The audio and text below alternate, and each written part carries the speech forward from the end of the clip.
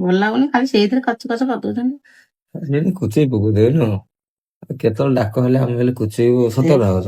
ରହିଲେ ଟିକେ ଆମର ଏଇ ଯୋଉ ଚାଷ ଆମେ ଟିକେ ସାହାଯ୍ୟ କରନ୍ତୁ। ତମେ ଆସିବ ମୁଁ କହିବି ଏଥର ଭାଇ ଯାଆନ୍ତୁ ପଳେଇ ଆସିବ ସେ ଅଛନ୍ତି ନା ତମେ କୋଉଦିନ ଆସନି ଆଜି ଆଇଛ ସେ ପୁଣି କହିବେ ସବୁଦିନ ଆଉଛନ୍ତି ଆଉ ଘଣ୍ଟା ଖଣ୍ଡେ ପରେ ଭାଇ ଆସିବେ ତମେ ପଳେଇବ ଖାଇବା ପିଇବା କଣ ଆଜି କରୁଛ? ଖାଉନା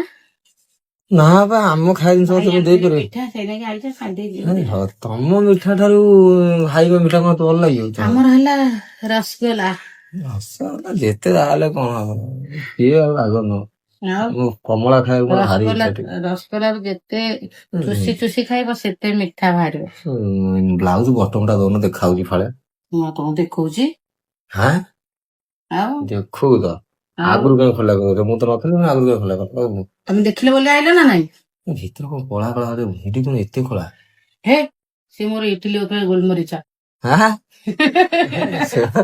ଇଟିଲି ଉପରେ ଗୋଲମରିଚ ଇଟିଲି ଉପରେ ଗୋଲମରିଚ ଦେଖିଛ? ଦେଖିଛି ଯେ କିନ୍ତୁ ଫଳ ହେଲା ଖାଇଛ ଇଟିଲି ଉପରେ ଗୋଲମରିଚ ଦେଇକିରି କେତେ ଗୋଲମରିଚ ଖାଇଛି ମୁଁ କଲେଜରେ ହଁ ଟୋକି ଭଲ ପାଉଥିଲି ଆଉ ହଁ କହିଲ ଦେଖିଆ ତା ଇଟିଲି ଯୋଉ ତା ତମ ଇଟିଲି ତା ଇଟିଲି ବାଗ ଠାରୁ ସ୍ତ୍ରୀ ଲୋକ ମାନଙ୍କର ବେଶୀ ବଡ ବଡ ଆଉ ବେଶୀ ମଜା ଲାଗେ ସେଇଦିନ ମୁଁ ତମ କତିରେ ଆଗ ସେଇ କଥା ବୁଝୁନ ଭାଇଙ୍କ କଥା ବୁଝୁନ ଆମ କଥା ଟିକେ ବୁଝିଲେ କଣ ମନା କରିବି ମୁଁ ମନା କରିବି ନା ମୁଁ ତ କହୁଛି ଆସ କେତେବେଳେ ସମୟ ଦେଖିକିରି